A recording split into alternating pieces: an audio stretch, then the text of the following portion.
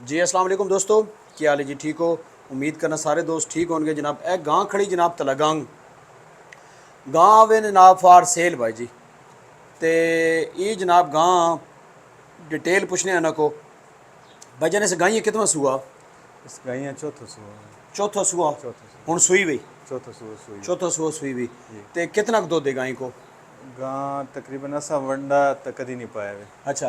ते सेठ को तकरीबन दो टाइम ना दुध एक थान वच्छियाँ दे के हाँ 14 किलो दुध दोवां टाइम ना दो 14 किलो। 14 किलो अच्छा एक गाइयाँ थान थोड़े जहदे मोड़न मैं सुना हवाना तक आवां। एक थान वच्छियाँ दे के अच्छा नहीं बदी रहे, सिर्फ थोड़ा जी गां पिछो पिछो थोड़ी हला दो बस, ताकि इसने में हवा ना विखा सके। दिन 11 बजे ना टाइम है जी भाईजान। बस ठीक, चलो मैं इस साइड तो विखा देना। ठहर गड़ खड़ी रहे, कोई तंग ना करो। एक इन्हें को गांव होर भी है ते ए जनाब असी तका देने दसो ए गांव भी जनाब पोजीशन गाई नहीं। अच्छा अदनान भाई तुझे क्या आने पे हो भाई? 14 किलो दूआ टाइम ना गां दूध देनी पी जी बगैर वंडे तो। बगैर वंडे तो चौथा सूआ गाइयां हैं जी जी। जी ते गाय को जनाब अला वच्छी तुसा तो कहना जी भाईजान ए वच्छी है। जी। ठीक, ये कितने दिन की सुई हुई गां? ये तकरीबन रमज़ान शरीफ तो एक दो दिन पहले सुई मतलब 2 महीने हो गए? 2 महीने हो गए उससे 2 महीने हो गए ने।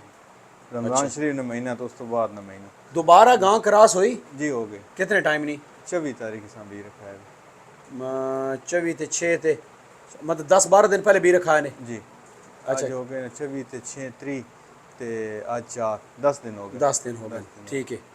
अच्छा इसने को पैसे ऐसे दसो। गए वैसे अमजद भाई जेड़ा मुनासिब किसी आगा नहीं नहीं से मैं तो तुसा पता को चलो बकरी शकरी ने हिसाब होगा तो वाता चलो कर गए ना ना। जी ते तुसी कोई इसनी उन्नी भी राउंड अबाउट कीमत दसो ना।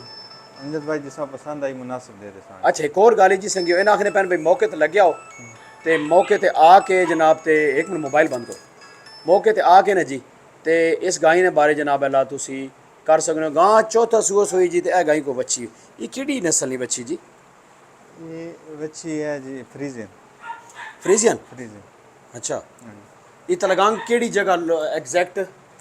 ये नवे लारी अड्डे को नज़दीक नਵੇਂ ਲਾਰੇ ਅੱਡੇ ਨੇ ਕੋਲ। ਕੰਟੈਕਟ ਨੰਬਰ ਦੱਸੋ ਜੀ ਆਪਣਾ। 0334 0334 84 84 51 51 609 609 ਇਹਨਾਂ ਦਾ ਕੰਟੈਕਟ ਨੰਬਰ ਹੈ ਜੀ। ਤੁਸੀਂ ਨਾਲ ਰਾਬਤਾ ਕਰ ਸਕਦੇ ਹੋ।